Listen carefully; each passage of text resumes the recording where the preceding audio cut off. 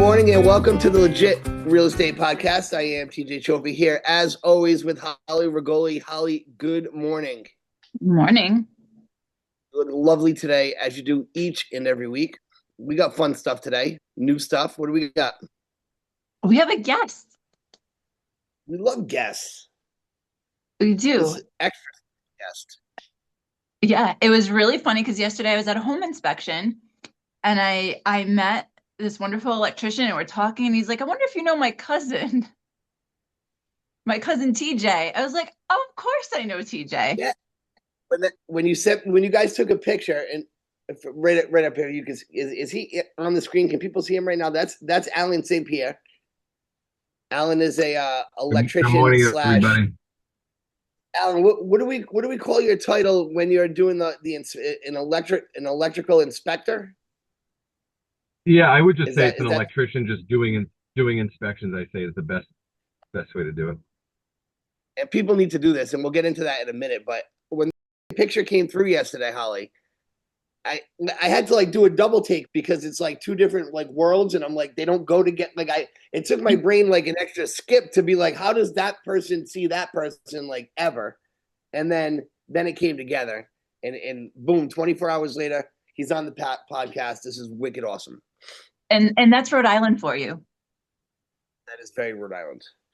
I'm guessing that doesn't happen most places. That is very. Where was the inspection, by the way? In Situate. Oh, nice. Yeah, it was a very Rhode Island type of inspection, like extended family, customers. Yeah, all of those things. one of those inspections where 3 cars unload, and I just know my deal's about to get blown up. Yeah, one of the real estate agents that I work with a lot, she's hysterical. So we just had a lot of laughs yesterday. It was fun. I was dying because I was like, talk about reverse sexual harassment. I'm like, if you were a girl and she was a guy and saying the same things to you, I was like, oh my God. She was a hot ticket. She is going to be one of my favorites now, though. Yeah, she's one of my favorite people. It's awesome. She's become a friend, so it's awesome. Al, tell people why they need to get an electrical inspection, real basic. All right, so I will share my opinion on this. It might not be overly popular. I think there's a positive and negative on it. And of course, the positive on it is you're getting a specialist out to your house to look at more in-depth details on your electrical components of your house. The negative component to it from your standpoint is now you have somebody else pointing out precise things that need to happen.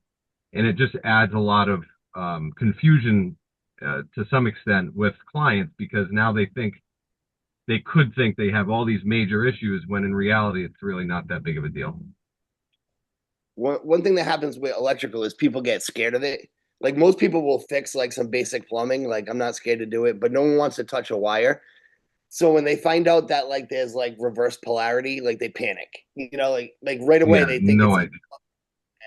And that's not the case at all. So a lot of it's about the delivery. Do you find stuff that a regular home inspector would miss often? I would say yes. I mean, there's obviously there's levels to anything, right? And I'm sure there's electricians that would find stuff that I would miss, but yeah, I would say we definitely look. That's what we're trained to do. That's like having a cardiologist every time you go to your primary care appointment. They're gonna find stuff. That's what we're there for. And so yeah, I would say we find stuff, but at the same time, like I said, a lot of those things can be rectified pretty easily at a low cost, but it turns into, I often get emails or texts saying, hey, can you tell us how much this costs to fix? And it's like, I'm not really there to tell you all the little details on how much things cost. I'm there just to inform you on your components of your house. Got it. But it was helpful to get a ballpark figure yesterday. I know we were talking about, the panel had a lot of double taps and it was recommended that the panel be upgraded.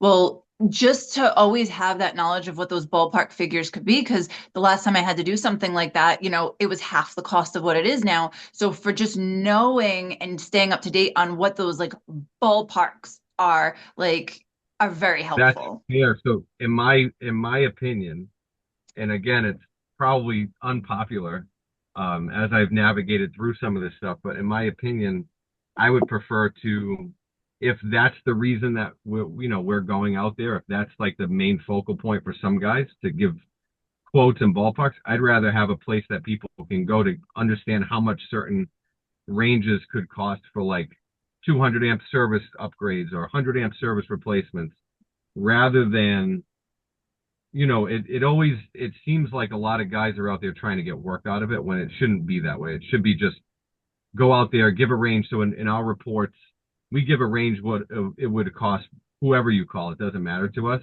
And Holly, you heard me say that multiple times yesterday. Mm-hmm. And so I think that's the important part, is like, yeah, this is the direction that you guys should go in. And if you're paying 60% over my range, I'm telling you, it's too high. And if you're paying 60% too low, it's probably too low. And I like that because sorry, go ahead, TJ. Okay.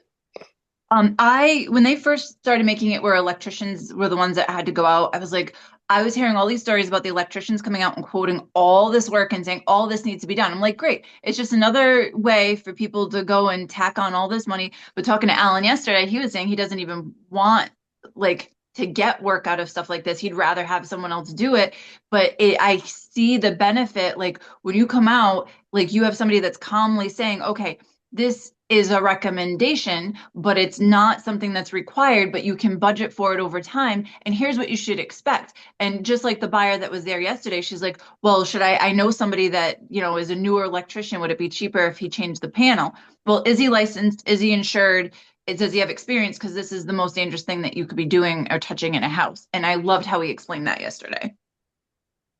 That was a big thing with the regular home inspectors in the past, was they were going out looking for work, basically. Before there was a license for it, it was just a bunch of guys who might be a contractor. He might be a plumber. One guy I used was a pest control guy that did home inspections. This is one of my first deals. And of course he found termites. I mean, the guy probably found termites in every inspection he ever did in his life.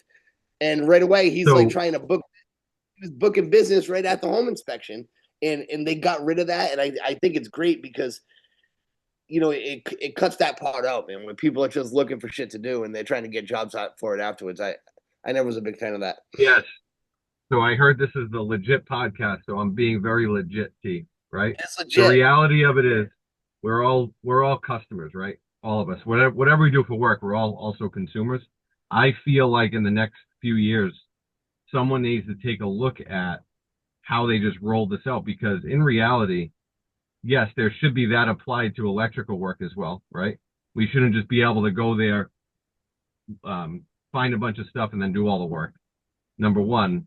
And number two, there's also really minimal legality to it. Like I have home inspector friends who, if they miss something that they should have picked up according to their rules and regulations, there could be a lawsuit, 2-3 years from now. If we miss something, there's no regulations for anything. It's literally just, oh, sorry about that. And it's the truth. Oops. Like there's no real limitation on what we can or have to do. It's kind of a free for all. And honestly, like I'm an electrician, sure, but I'm also a customer. And it's tough because I know a lot of electricians that have gone into homes and just maybe even written up a Word document and sent it to somebody. Like there's no regulation. It's the first time it ever happened in the country. Really? With the first day in the country? I didn't know that. Yeah. I did not know. That's yeah, insane. so, I got a home inspection one time on yellow legal paper. Oh, you can't say it, wait. Dude wrote it on legal paper. All his suggestions. He was walking around the house with a notepad. I thought he was taking notes so we could go type it up later. Oh no, he gave my people like 3 pieces of paper. Like, here you go. Where did you find that home inspector? The client found it, not me. Oh my God. So we yellow actually, paper. You can barely read his writing. Yeah. I went to see a house recently. I was talking to the agent, and these poor buyers used a particular agent that happens to give home reports with their sale, right? It was only like a 3-page home report. Now they're trying to sell it like 3 or 5 years later. And there are so many structural issues with the house that they can't sell it. They had to drop the price to I had a contractor go in there to look at it the other day to see if he'd be willing to buy it for himself and fix stuff over time. He's like, not going to touch it with a 10-foot pole. Freaking legal paper, handwritten. Legal paper. Al, do you have So to? I'll go ahead, One Pete. more question before you say what you're going to say. When the home inspectors were opening the panel, and they said we don't want them doing that anymore, is that for their safety or for the consumer's benefit or another reason that I'm not thinking of? So from my understanding, because I actually have, and I fully support, I used to work in the union as well. And I've actually spoken to the president of the union who was in pretty close contact with this whole thing. And so the reality of what happened was that this has been in their bylaws this whole time, that they're not supposed to open up the panel, is from what my understanding is. And so the home inspector group wanted that changed. And so because it was being brought to light, that's when this all happened of like, hey, no, we can't just change that. This is what you guys should be doing. Whereas before and in other states, eyes are kind of closed to this whole situation. That being said, there's competent and incompetent electricians and home inspectors. Most of the home inspectors I've worked with are pretty awesome, and there's no, I mean, there's no issue. So I don't know why they did it. I could take the face off my panel by myself if I wanted to, and just leave it down. And there was a point in time where I actually sold the house for a union electrician, J Fab, and when he was at his home inspection, he almost fought his own home inspector for taking the panel off because he was pissed. And he was like, "You can't do that." And the guy, they had this back and forth, and I'm like, "This is wonderful, right?" But there was a time where I would tell the homeowner, like, just undo the screws because the inspector's not going to be able to do it. But it's better this way now. I think it's much better this way. I think it's funny that there's no liability on your end. That's awesome. Yeah, it's wild. I mean, we have those of us who take it seriously have errors and omissions insurance and everything, but what is it insuring and what errors are there? If there's no standard, there's no mistakes, right? And so at the end of the day, like I said, I kind of go back and forth with, do I agree with it versus do I not agree with it? But at the end of the day, you're getting a licensed professional to your house. And I offer, and Holly probably heard me say this to the client yesterday, like, I'm here. You might as well ask me as many electrical questions as you can because I'm here. You're getting a licensed guy to your house for a few $100. It's not that. We're not really making money going out. Nobody's making money driving out to a property, paying for a proper program to submit any kind of report, spending time there, educating people and leaving. Nobody's making money doing that. It's not a money grab. The only money grab is for those of the people that want the work out of it. You know what I mean? I don't think people realize how much electrician makes on an hourly basis. To even get one to just come in the door is like $250, and that's for some bullshit at home when a plug doesn't work. Like you start to get you there for 2 hours, like checking every plug or doing whatever it is that you're doing. It's a hell of a value, like in the big picture of things. But people just see the dollar amount and they're already going broke anyway when they buy a house, and that's all they see. But it's like, well, call the guy when something goes wrong and see what it costs. So I'll give you one example on the disaster of it all, but not that it's overly different from before, but like knob and tube, right? You guys run into that stuff all the time, especially if you're selling homes east side of Providence, Newport, Woonsocket, wherever. And there's so many different takes on, do you have to replace the visual knob and tube? There's guys that sleeve newer Romex covering over the old knob and tube. Then there's some companies like, I don't agree that, I don't personally want the risk on my end to not replace all the knob and tube that I see. I don't like to tie into knob and tube. But it comes up all the time now because we're on site and they're like, well, what would you do? How much is it going to cost to replace the knob and tube?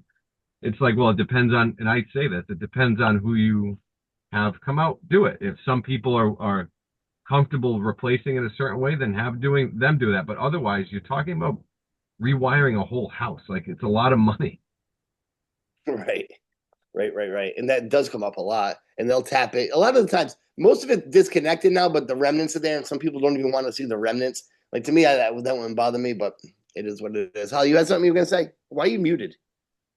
Because my kids are starting to wake up and come downstairs, and my son just told me he's going to go to work, and I'm like, wait a minute, like, you should come to the DMV with me to register your car. Sorry. I can't do that. You realize that you're the one who signed up for it. Yes, right? but you should learn. I do know real how to estate. go to the DMV. Life I've is already happening. been. It's just the fact that you've already Okay, done go to it. work, have fun. I'll deal with it later. I mean, do you want me to go? Sorry. I can skip work. No, just give me 10, 15. Just hold on. Do you want me to not leave? So I'm hey, sorry. T, Yeah. What did you what say, I did Al? want to, what I did want to mention to you guys is something like not electrical topic either. When you guys are ready for me to transition, I just want to say one thing. Yeah, let's do it. She's not paying attention. She's So, worried about it this working out. so maybe like 6 months ago, it might have been a year ago. No, probably a year ago. I renovated my house that I live in on the east side of Providence, and I had an artist come in from RISD and paint a mural on my wall. And as she was there, I told her, because artists, it's so hard to get artist names out there. I told her Yeah. I was going to put on an art show. And so I put on an art show. We probably had 70 people in the house. It was fun. 6 months ago, I sold a property on the east side of Providence, and I actually put on an art show where several artists came in, and they were doing that as part of the sale of the house. And so I also just got asked by an agent, Lexi Cardoza, in residential properties. She asked me, because she also has a staging company with her partner T, to put on an art show as part of an open house to the sale of a property. And so I had two artists from the Providence Art Club, because I'm a member there. Last night, actually, it's kind of fresh. So last night I had 3 or 4 artists bring work to this property on the west side of Providence, and we put on an art show, and people, it was almost like a soft opening. People came through. We had gin tasting from a buddy of mine who owns a new gin distillery in Providence. And so it was such a nice event. And so if you or any agent ever want to get that going and have an art show as part of an open house to get more community involved and get art back into people's homes, you guys need to let me know. Ally, I'm so glad you mentioned that. I would never put you inside art scene. I would never have it. I would have never thought it. When The he east mentioned side. that to me yesterday, I thought it was such a good idea. Like that is so, and having alcohol there and just you're bringing all these people into the property. I think that is so amazing. So is that where you're living? Yeah, so I'm a member of the Providence Art Club, which is down near the Waterfire area. And so, yeah, a couple of the artists there, they're just awesome people, and they were all on board to get, what it does is it helps put their name out there as well. And it also helps to get, to me, it gives good energy around the neighborhood too. Like to try to bring some of that old soul vibe back into houses. Like when you sell it, we actually had a couple of neighbors of this home that's been renovated in Providence come through last night so they could see the house all done. And it was just really nice as part of the whole experience rather than just selling a thing, you know? Right. That's cool.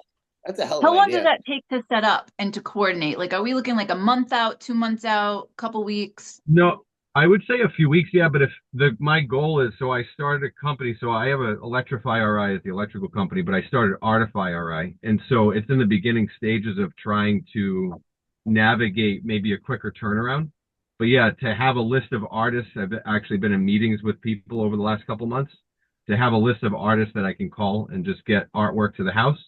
And my real dream is to have an artist paint a picture that will be a gift to the new homeowner as you guys, cool. as it transitions, so they can have a memento when they get into their home. There are people that have commissioned that kind of work. There are plenty of them. I don't know how good they are. I've seen that gift given out a number of times now. I don't know if it's a print that looks like a drawing or if it's an actual drawing or painting. I'm not sure, but I've seen that gift a couple of times. I've seen it done both so ways. I've done it for my clients, but not in the crazy expensive commission way. Well, I was going to say this would be more of a part of having us there. It would be, I'm hoping to create more of a nonprofit thing to have, this is an avenue to give back and also have the artists get their names out there. But we had such a blast last night, and it took us a short amount of time. East Side Staging, they're fabulous. And so we combined the staging with the art with, some charcuterie boards and some gin tasting. And it was pretty awesome. I think you should Sounds come like to our office and talk at one of our meetings about that because I bet you'd have a lot of agents want to do something like that. That could be the Yeah, especially I'm in new the happy to, wave. guys. especially in the Yeah, luxury well, I division. haven't. So the luxuries is awesome too, and I know like they do have like I've been to, like Brokers Open where they have an artist sitting there painting while there's music, and that's awesome too. I'm happy to navigate in any direction, but I think the idea of having it more of like a real raw experience where neighbors can actually come in, it's not just for agents.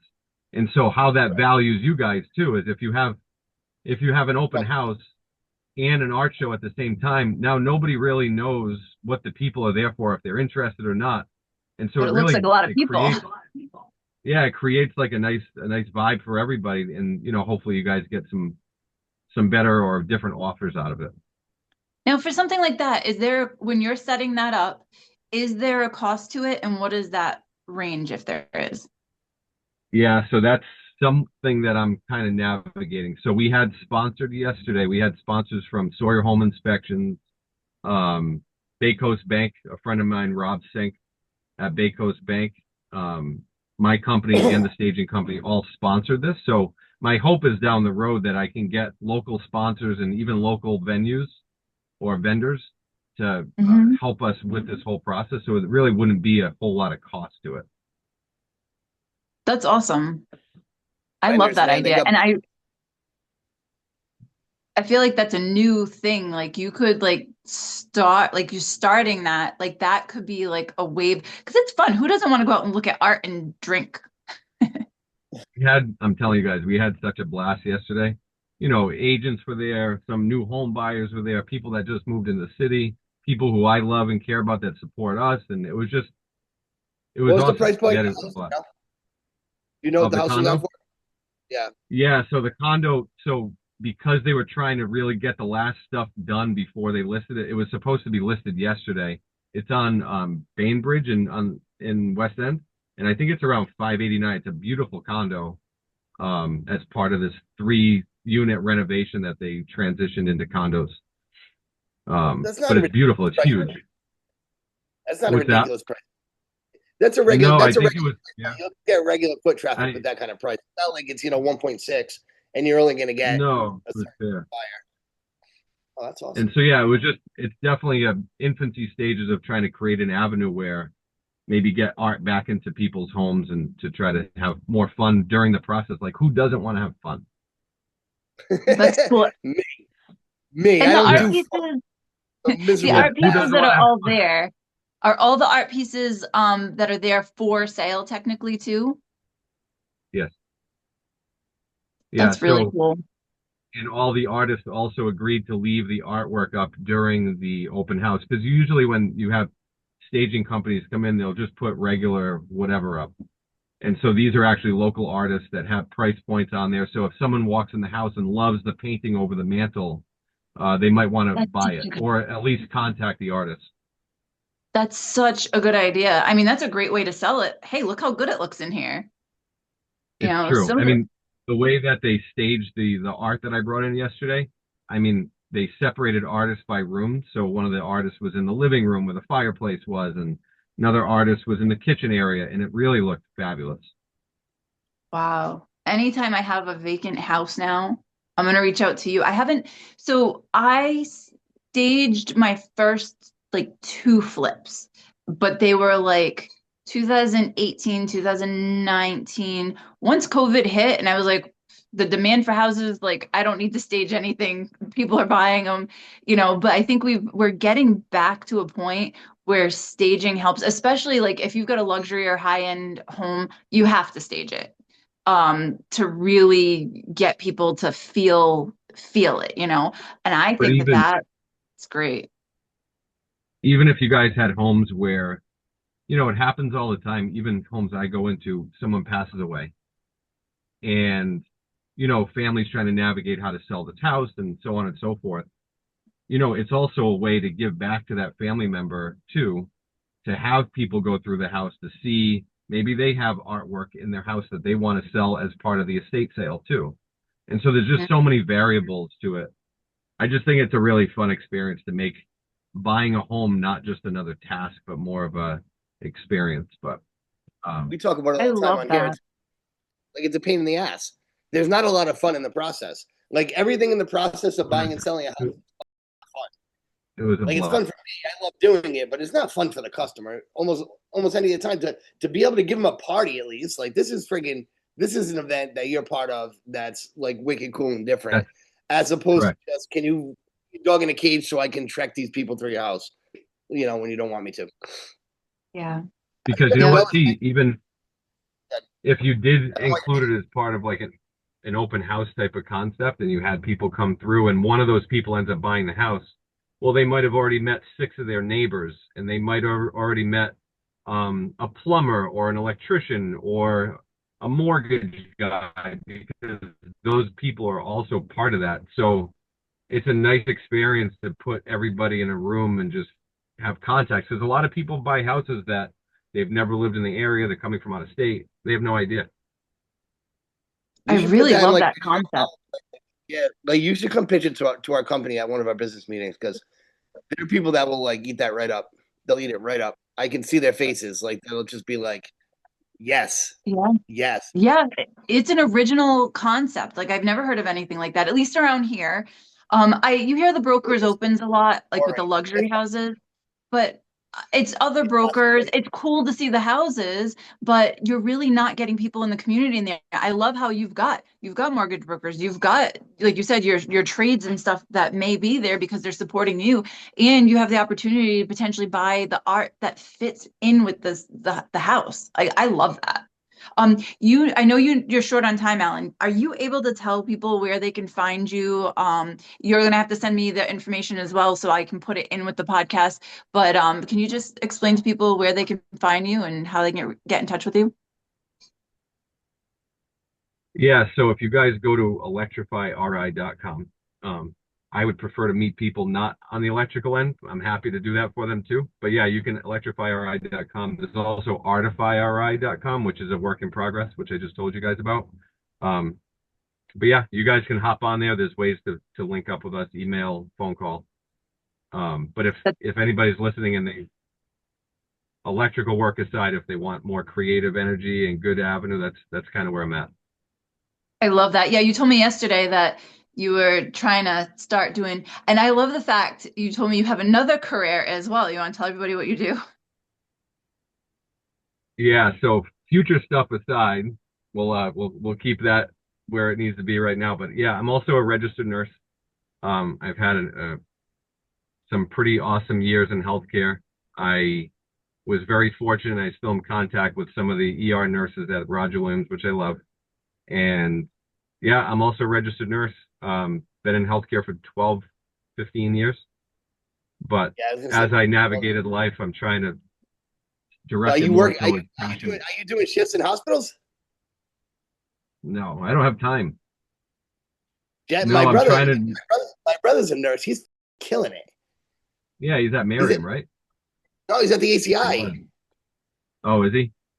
And he'll get locked in. I always knew he was a troublemaker. Yeah, he was. Yeah. And let me tell you, my brother's he's a little rainbow man. He's very popular at the prison. Let's put it that way. But very popular at the prison. I appreciate you guys. Thank you for having me on. We'll do it again, hopefully. It's good to talk to you. Thank you so much. We'll let you hop off whenever, because I know you said you had to go, but we really do appreciate you coming on. All right, ciao. Talk to you guys. Have a great day. Later. Too. Thanks. How fun are guests? I love it. It's so much fun. When I ran into him yesterday and he's like, I wonder if you know my cousin. I'm like, are you kidding me? I'm like, I know him very well. I was like, you got to come on our podcast. We're like first cousins. My mother and his mother are sisters.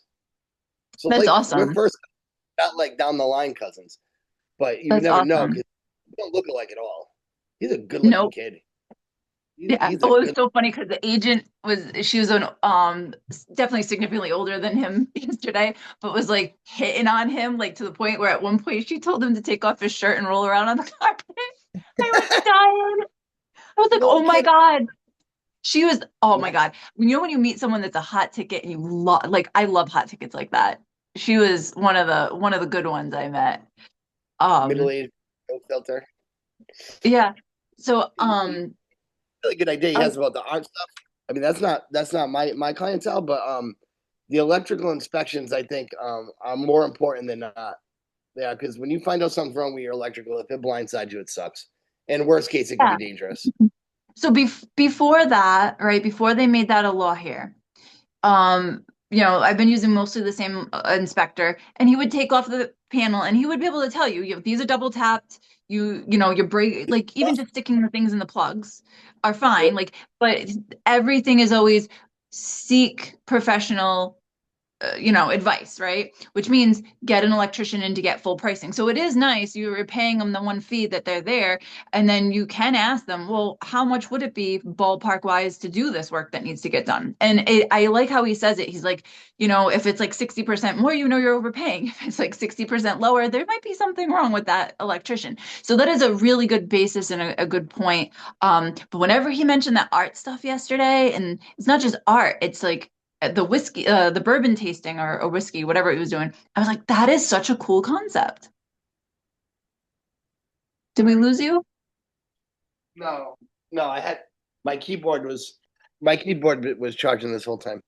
Um, Oh, fun. yeah, and like that's sweet. That's right up his alley with the what is that? Charcuterie. I don't even like saying the word. I don't like I'm saying that surprised you can say it. Oh, CJ's correcting you over here. word. Oh boy. And sorry for that interruption early. So it has been a little bit chaotic. So I think we've mentioned, everyone knows my son started driving, and well, he found the car that he wanted. The car that he Okay. wanted was in Quincy, Massachusetts. So him and my husband go and test drive it, because I was like, I test drove the last car. I know nothing about cars. And the biggest thing my husband wanted to do is make sure it wasn't going to be something that he was going to wrap around a tree because it went too fast, too fast, too fast. If that makes any sense. The one he settled on can definitely go fast, but it's not one of the ones where it's like you push it down and it's flying. It's a Volvo. Like, he did his research on this. But I was like, I can't have him driving back from Quincy by himself in his brand new car that he's 16, just got his license in April. I don't know. Yeah, it's I don't easy. even like driving in Quincy. Oh, It's it's scary. You're gonna do the whole 93 and all that. So oh, oh yeah. I want to test your knowledge on this. Have you ever bought a car out of state? No. Okay. I guess my husband's bought a couple cars out of state, and we were like arguing because we were not arguing, but we were on a different page on this, right? So in Rhode Island, in order to register a vehicle, you need a VIN check. In order to get a VIN check, you need to have the physical car to a VIN check place. Like they actually have VIN check stations or police stations and stuff like that. So we were trying to figure out how to do it, because we're trying to go online and register the car. Like, go online and set the appointment up to register the car. And it says you need this form, you need the VIN check. So the car's an hour and a half to an hour and 40 minutes away in Quincy. And they told us to go get the car registered, come back with temporary plates, and then put it on the car. But they won't let you register a car without the VIN check. So you physically need the car here. Does that make sense, or am I confusing you? I'm a little confused. They're asking you to register it in Mass? No, they wanted us to go to the registry in Rhode Island, go Register the back car. there to pick up the car with temporary plates. Okay. Apparently, Rhode Island doesn't do temporary plates anymore. Oh. So we called a friend of ours who's in law enforcement and has been in law enforcement for like ever. And we said, what do we do? And he's like, take the front plate from one of your registered vehicles, put it on the back of the new car, make sure it's insured. You insure the car first, then drive back with it and go and get the VIN check. I was like, okay. My husband was like, if you get in an accident, or no, not you get in an accident, if the cops pull you over and you get the car towed, I'm not dealing with it. The guy at the dealership that we got it from, or the mechanic, he's like, that's illegal. He's like, you can't do that. Like, I don't know, a cop told us to do that. So we were nervous yesterday, and I was like, I was not about to have him drive off the lot and drive through Massachusetts with the potential of because they scared the crap out of us. But we made it. He just came back and got the VIN check, and I'm gonna go get it registered. Personally, that's a risk we're taking. You're trying to do the right thing. You're not doing it because you stole the car. Like, but if you, I know for a second, if they run the plate for the kid runs a red light and they run the plate and it comes back to a not the car, Yeah. like that's an additional issue. Yeah. is what So it now is. I'm gonna go get real plates. But that was the, the drama and in the craziness of yesterday. You get a day in the DMV, huh? It shouldn't be a day. It's not that bad anymore. You make an appointment and you show up and it's, it's And they not run on terrible. time? For the most part, what sucked is the very first time I went to go get him a permit, I didn't realize, like, I thought I just needed the paper from the school that he's passed. And I showed up and they're like, you need a birth certificate, you need proof of address, you need this. So we drove all the way to Middletown and was told that I couldn't get his permit. I had to go set up another time. That was a pain Why did you go to Middletown? because it was the place I could get the fastest appointment to get in. Oh, that. Well, I guess when you need it, you need it. Middletown's a troop, though. Mm-hmm. It's- Fun stuff. And then today I go to my car and it's raining. And last night when we came back home, because I had the lawnmower in the car to cut the grass at my client's house, we had the sunroof open. Mhm. So I go to get in my car and it had been Yeah. raining in my car. I had to walk the dog this morning at about 4:45, and I was pissed. But when I got outside, it was just starting to come down, and all four of my windows were like down to the bottom. And like, Oh, thank God so for you that. have, 'Cause you I have a wet would've car woke up- too. I did, yeah, just a little bit though, just a little bit. I don't pay attention to things. I gotta do a better job at like paying attention to like what's happening. Because like for me, leaving my windows down, like my windows are always down. I keep the key in the ignition. You ever want to steal a Mercedes? Mine's got the key in the ignition always. You have a Like- Mercedes? Yeah, you didn't know that? What? No, I did Two not of 'em. realize you had a Mercedes. Listen, I do. can't I'm picture more you than driving a half-ass Mercedes. podcast. Huh? I can't picture you driving a Mercedes. What do you picture me driving? I don't know, a dad car? Like, I don't It know. is a I saw your car. I thought it was just like a black, like, It's a sedan. Mercedes. It's a dad Mercedes. But I keep the keys in. I keep the windows down. My grandfather told me this years ago. He never put his windows up, and he said, "Well, if they're going to steal something in the car, they're going to break the window. They're going to steal it anyway. So I might as well just leave the window down. And if they want something in the car, they can just take it." I Which guess is a that's the real way to good- think about it. But like, Oh, no and one really.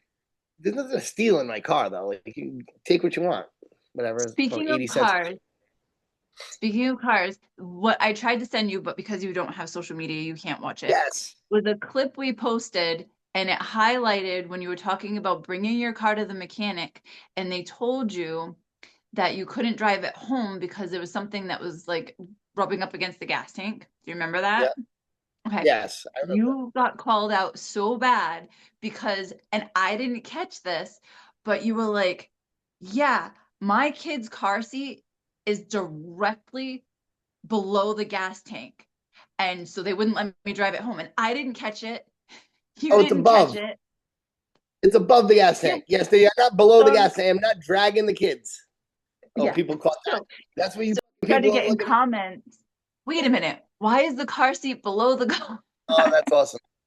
That's I was awesome. like, The no, word no, police. no, no. That's not what he meant to say, but I didn't catch it. You didn't catch What I it. do is I Yep. drive and I got my kid's car seat drag underneath the vehicle. Ba-boom, ba-boom, ba-boom, ba-boom, ba-boom. Hey, you know what's crazy? Now my kids are out of car seats. They're out of car seats now. They're out. All done. They can both That's drive in the good. front.